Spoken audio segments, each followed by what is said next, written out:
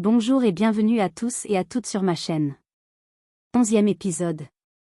Sans attendre plus longtemps, il démarra en trombe, et roula rapidement sur la route bitumée principale du centre-ville.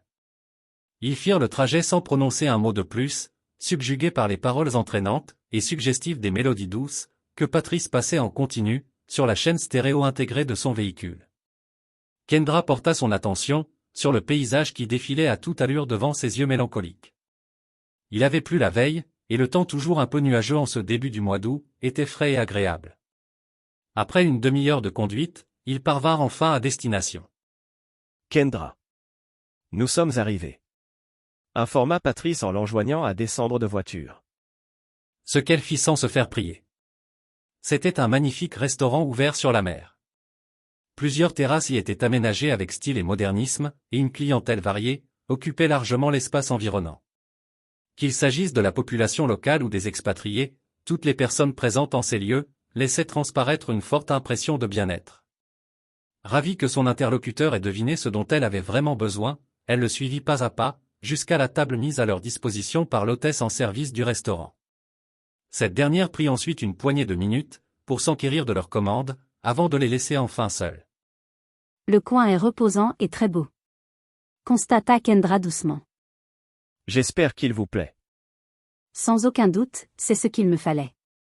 Confirma Kendra avec calme. Je suis heureux de l'apprendre. C'est un endroit idéal pour venir décompresser, lorsque l'on a le moral au plus bas. Venez-vous ici souvent? Interrogea Kendra curieuse. À chaque fois que j'en ai l'occasion, car je ne vis malheureusement pas à Yaoundé.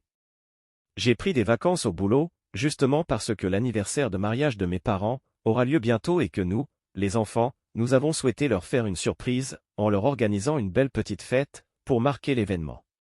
C'est une belle initiative. Combien d'enfants êtes-vous à vos parents? J'ai 2 sœurs et un frère. Pour le moment, il n'y a que mon jeune frère, qui est déjà sur place avec moi, au domicile de nos parents. Nos sœurs nous rejoindront plus tard. Répondit posément Patrice. Vos commandes. Annonça l'employé du restaurant, qui s'était approché discrètement. Merci. Lancèrent simultanément Kendra et Patrice, un peu avant que la jeune hôtesse ne s'éloigne. Le repas a l'air délicieux. Déclara Kendra, en humant légèrement l'odeur des arômes, qui se répandaient partout dans les airs, et en regardant son assiette, séduite. Ils font ici les meilleures grillades de la ville. Confirma Patrice avec un air de connaisseur. Allez-y, mangez.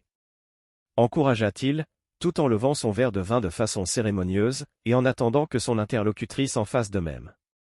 À quoi buvons-nous? Demanda Kendra, en suivant lentement son geste. À notre nouvelle amitié.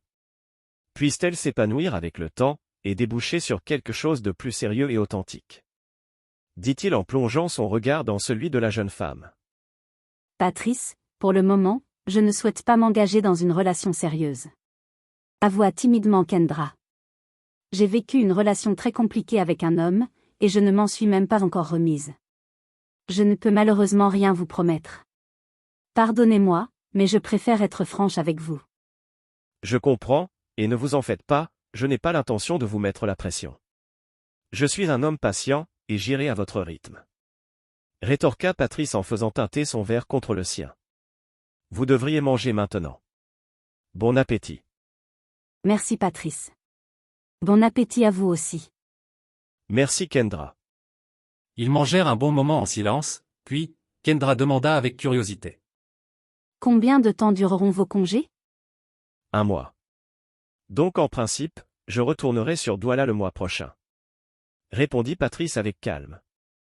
Comment cela se fait-il, qu'un bel homme comme vous soit encore seul? Ma dernière relation amoureuse a été des plus catastrophiques. Par conséquent, j'ai décidé de me donner un petit temps de pause bien mérité. Je suis désolée pour vous. Lança Kendra compatissante. Ne le soyez pas. Chaque chose dans la vie arrive pour une bonne raison. Si cette rupture a permis que ma relation avec vous soit possible, alors, je n'en suis que plus heureux. Avoua-t-il en la fixant du regard. Pourquoi me fixez-vous ainsi du regard? S'enquit Kendra, gênée. Parce que tout comme vous, je trouve curieux qu'une aussi belle femme que vous n'ait pas d'homme dans sa vie. reconnut Patrice humblement. J'ai connu un homme, que j'ai vraiment aimé de tout mon cœur. Mais à mon plus grand désarroi, cet amour n'était pas réciproque, car il en aimait une autre. Confessa Kendra tristement. Je crois que recevoir l'amour d'une femme comme vous, devrait être un cadeau, pour n'importe quel homme normalement constitué. S'il a préféré l'amour d'une autre, à celui que vous lui offriez, alors c'est lui le véritable perdant dans l'histoire, et pas vous. Confia Patrice avec sollicitude. Je vous remercie d'être aussi gentil. Inutile de me remercier. Je ne fais que dire ce que je pense. Ma tante m'a un peu parlé de vous, et en général, c'est une femme dotée d'un bon jugement. C'est vrai. Madame Etundi est l'une de nos plus fidèles clientes, et depuis 2 ans que nous faisons affaire avec elle, les choses se sont toujours super bien déroulées. Confirma Kendra. Vous vivez avec votre sœur, d'après ce que j'ai compris? Oui. Nous avons vécu à Ngaoundéré, il y a à peu près 2 ans, en même temps que nos parents. Puis, elle et moi sommes revenus nous installer ici, à Yaoundé. Est-ce à dire, que vos parents, sont restés à Ngaoundéré? Oui, avec mon autre sœur. Car nous sommes 3 filles, à nos parents. Oh, je vois. Ils continuèrent ainsi de parler de leur vie respective, tout en apprenant un peu plus, sur le quotidien de l'un et de l'autre. Une fois répus et parfaitement détendus, Patrice s'acquitta de l'addition, et ils continuèrent leur virée amicale, en destination du musée. Enchantée et heureuse de ce bon moment qu'elle venait de passer avec Patrice, Kendra avait réussi à retrouver sa bonne humeur, et à oublier l'image omniprésente d'Abdel et de Myriam, qui à chaque fois, s'imposait à son esprit. C'est avec le sourire aux lèvres et le visage parfaitement serein, qu'elle sortit du véhicule de Patrice, pour l'accompagner, à l'intérieur du grand édifice. Elle était si occupée à discuter avec son interlocuteur en chemin, qu'elle tressaillit lorsqu'elle entendit la voix grave et profonde d'Abdel, faire écho au plus profond de son esprit. Bonsoir Kendra. Quelle surprise de te voir ici. Se croyant victime d'hallucinations, Kendra essayait vainement de se dire à elle-même, qu'il s'agissait certainement d'une défaillance momentanée, d'une cellule grise de son cerveau, jusqu'à ce que son regard croise celui d'Abdel, puis celui de la petite Noëlla, qui se tenait sagement près de lui, sa petite main emprisonnée affectueusement, dans celle de son père. La gorge nouée par l'émotion, le regard de Kendra balaya les airs et à son plus grand étonnement, elle ne vit Myriam nulle part. Kendra. Est-ce que ça va? Demanda affectueusement Patrice à son tour, en lui prenant les mains avec sollicitude. Tu ne nous présentes pas? S'enquit Abdel d'un air presque insolent, les yeux rivés sur les mains de la jeune femme, entrelacées par celles de Patrice. Papa! Papa! Allons-nous-en d'ici! Lança la gamine, qui après un court instant, avait reconnu Kendra, et s'était repliée instinctivement, en arrière de son père. Son attitude craintive attrista profondément Kendra, qui s'accroupit sur ses jambes, afin d'être à la même hauteur que l'enfant. Les yeux soudain remplis de larmes, elle tendit la main vers Noëlla, en lui disant avec douceur. Bonsoir ma lune. C'est moi, Kendra. Je sais que tu te souviens de moi, et de tous les bons moments, que nous avons eus par le passé. Malgré tout, la gamine s'obstina à répéter inlassablement. Je veux partir, papa. Je veux partir. Je t'en prie Noëlla. Supplia Kendra tendrement. Je te promets, que je ne te ferai plus jamais de mal. Il est un peu tard pour réparer tes erreurs, non? Intervint Abdel sèchement. De toutes les façons, il semble évident, que tu as d'autres priorités en ce moment. Je t'interdis de me juger. Jeta Kendra en se relevant, excédée par l'attitude déplaisante de ce dernier. Tu n'as fait que me faire du mal, depuis que tu es réapparu dans ma vie, et tu ne t'es jamais senti coupable pour autant. Qui êtes-vous? Demanda à son tour Patrice d'un ton posé, en s'adressant directement à Abdel. Il s'était contenté jusqu'ici d'observer la scène en silence, et semblait offusqué, de voir la mine défaite de Kendra. Mais avant que la discussion n'ait une chance de se poursuivre, Noëlla avait réussi à défaire sa main de celle de son père, et s'était mise à courir et à filer, tel un éclair, sans trop savoir où elle allait. Les 2 hommes occupés à s'affronter du regard, ne se rendirent compte du problème, que lorsqu'ils virent Kendra se lancer avec inquiétude, à la poursuite de l'enfant en criant. Noëlla. Reviens. Au grand désarroi de la jeune femme, Noëlla se dirigea au pas de course vers la chaussée, ce qui obligea Kendra à se départir de ses talons pointus, et à accélérer sa vitesse. La peur au ventre, elle disait aux passants, en montrant l'enfant du doigt. Arrêtez-la. Je vous en prie. Avec horreur, Kendra regardait les voitures défiler, tout autour de l'enfant, qui inconsciemment, continuait d'avancer, sans mesurer l'ampleur du danger. Ni les insultes proférées par les conducteurs des voitures, ni le niveau de vitesse des chauffards ne semblaient effrayer Noëlla, jusqu'à ce qu'une voiture se dirigeant droit sur elle, commence à émettre des klaxons à répétition. La petite fille paniquée resta prostrée sur la route, complètement éblouie par les phares de la voiture. Soudain apeurée, elle se couvrit le visage et se mit à pleurer. Les pieds douloureux et le souffle court, Kendra parvint à la hauteur de l'enfant, et eut juste le temps de la pousser sur le trottoir, pour la sortir du champ de vision du véhicule qui, dans un crissement de pneus violents, interrompit sa course, en propulsant la jeune femme quelques mètres plus loin. Totalement assommée, Kendra s'effondra et perdit connaissance. Quelques heures plus tard, les bourdonnements qui retentissaient à l'intérieur de sa boîte crânienne, ainsi que la brume, qui obscurcissait les champs actifs de sa conscience, rendaient la douleur de Kendra bien réelle. Son corps avait visiblement subi un choc, et même si les circonstances lui paraissaient encore floues pour l'instant, la jeune femme reprit peu à peu vie, et ouvrit lentement ses paupières. Elle balaya la pièce étroite dans laquelle elle se trouvait des yeux, et réalisa avec peine qu'elle était allongée dans un lit d'hôpital. Papa! Papa! Elle s'est réveillée. La petite voix fine de Noëlla attira l'attention de Kendra, qui tourna la tête sur le côté, dans le but de regarder dans leur direction. Un élancement furtif dans son cou, lui rappela un peu brutalement, qu'elle venait d'échapper à un accident, et bien involontairement, elle fit la grimace. Tu ne devrais pas bouger. Fit remarquer la voix grave et profonde d'Abdel, qui s'était approché de son champ de vision, en entendant sa fille, l'aviser de son réveil. Tu dois avoir une ou deux côtes cassées, mais les médecins pensent qu'après 48 heures d'observation, tu pourras quitter l'hôpital. Sa voix était calme, mais son regard, lui, semblait soucieux. Kendra détourna son regard du sien, et reporta son attention sur l'enfant.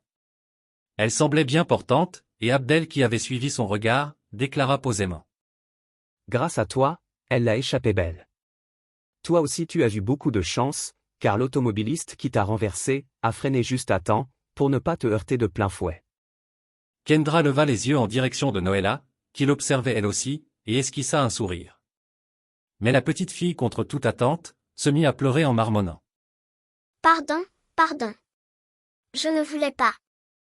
Émue et attendrie à la fois, Kendra tendit le bras vers elle, et murmura affectueusement. Je sais ma lune. Cesse de pleurer à présent, et viens. Noëlla approcha timidement, et Kendra, après s'être adossée confortablement contre ses oreillers, tenta de la prendre dans ses bras, sans succès. Abdel, voyant cela, anticipa son geste, et porta la petite fille, pour la glisser tout contre elle. Je ne voulais pas, je ne voulais pas. Ne cessait de répéter la gamine tristement. Chut. Chut.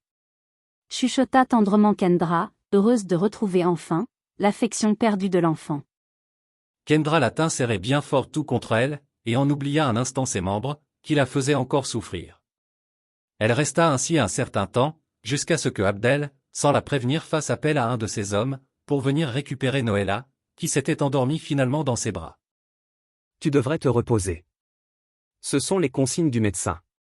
Expliqua-t-il simplement, après que son homme de main eut quitté la chambre avec l'enfant. Pourquoi ne pars-tu pas avec Noëlla demanda Kendra, en voyant Abdel s'installer dans un siège, très près d'elle.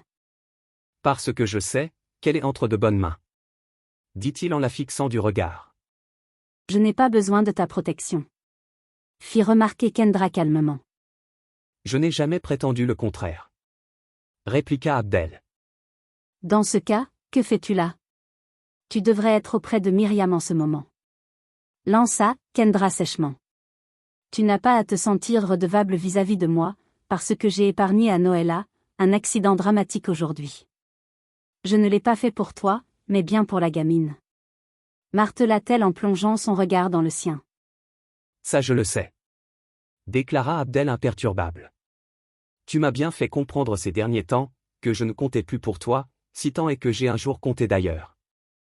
C'est probablement la raison pour laquelle, tu essaies désespérément, de me remplacer avec cet homme, que j'ai vu au musée, n'est-ce pas, demanda-t-il d'un air blessé. En l'écoutant, Kendra réalisa que depuis son réveil, elle avait complètement oublié de demander des nouvelles de Patrice, et se sentit toute bête de l'avoir sorti aussi facilement de sa mémoire. Où est-il? S'enquit Kendra, en éludant sa question. De qui parles-tu répliqua Abdel, en la dévisageant intensément. De Patrice, évidemment. Répondit la jeune femme, en soutenant son regard. Comme tu peux le voir, il n'est pas là. Je le vois bien, qu'il n'est pas là, Abdel. Ma question c'est, pourquoi n'est-il pas là? Répéta la jeune femme énervée. Parce que, mes hommes lui ont demandé de partir. Rétorqua Abdel sans sourciller. Quoi? S'exclama Kendra furieuse. Et pourquoi tes hommes lui auraient demandé de faire une chose pareille? S'enquit-elle choquée. Parce que je ne voulais pas de lui ici. Répondit Abdel avec colère. Comment as-tu osé? Fulmina Kendra les tempes battantes. Tu n'avais pas le droit de faire cela. Se rebiffa-t-elle. Kendra. Tu devrais te calmer. Rappela-t-il doucement. Tu es toujours souffrante. Si tu souhaites que je me calme, alors arrête de m'irriter à ce point. S'écria la jeune femme folle de rage. Abdel se contenta de la dévisager en silence, sans plus prononcer le moindre mot. Rien dans son expression ne laissait entrevoir qu'il était désolé de ce qu'il avait fait. Au contraire, il en semblait même plutôt satisfait.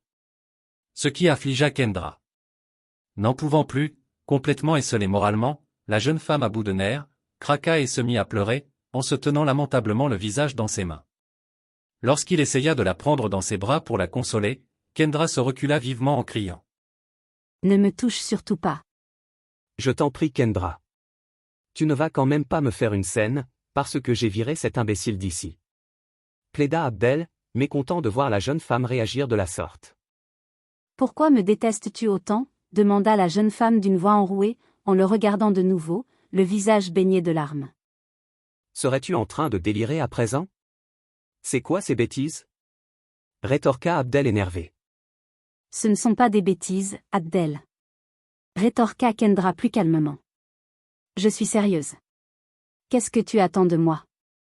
Que je finisse vieille fille, et qu'à l'occasion, je sois toujours disponible pour venir te tenir la main, lorsque toi et Myriam ferez l'amour dans votre intimité? Arrête d'être aussi vulgaire. Ça ne te va pas du tout. Et puis, je ne comprends pas cette obsession, que tu as à toujours mêler Myriam dans toutes nos conversations. Mais n'est-ce pas normal? Tu comptes toujours l'épouser dans quelques jours, non?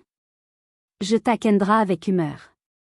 En entendant sa question, Abdel détourna le regard de celui de la jeune femme, et se leva de chaise, pour s'éloigner de quelques mètres d'elle. Abdel Aman, je t'ai posé une question, et j'attends une réponse. Répéta Kendra d'un ton sérieux. Oui, je compte toujours épouser Myriam, dans quelques jours, Kendra. Acquiesça-t-il en fixant sur elle son regard froid. Est-ce une raison, pour me le rappeler à chaque fois? Dans ce cas, va-t'en. Hurla Kendra ivre de colère et de douleur, en jetant sur lui le gobelet, qui se trouvait au chevet de son lit, puis les oreillers, et tous les autres objets, qu'elle eût apportés de main. Hystérique, elle se mit à crier de plus en plus fort, « Sors d'ici, je te déteste, je te déteste. » Alertés par ces cris, les membres du service médical s'amenèrent à l'intérieur de sa chambre, pour essayer de la calmer, tandis qu'Abdel, le visage impénétrable, assistait en silence à la scène. Complètement anéanti, Kendra s'effondra en larmes, dans les bras des infirmières, en répétant de façon ininterrompue. « Va-t'en. Je veux qu'il s'en aille. Je veux qu'il s'en aille. Monsieur Aman, vous devriez quitter cette chambre maintenant, car il faut que la patiente se repose. » Exigea l'infirmière en service, d'un ton ferme. Je suis désolé Kendra, mais je ne peux me défiler. J'ai fait une promesse à Myriam, et j'entends bien la tenir. Lança Abdel d'un ton laconique, avant de tourner les talons et de s'en aller, laissant Kendra totalement bouleversée. La jeune femme éclata en sanglots, et pleura à chaudes larmes, sous le regard compatissant de l'infirmière, qui après un moment, lui administra un sédatif, pour l'aider à s'endormir. Merci d'avoir regardé cette vidéo jusqu'à la fin. Si vous avez aimé, veuillez mettre des pouces bleus, partager et vous abonner. C'est un geste simple qui est apprécié, et qui nous encourage à vous produire d'autres belles histoires comme celle-ci.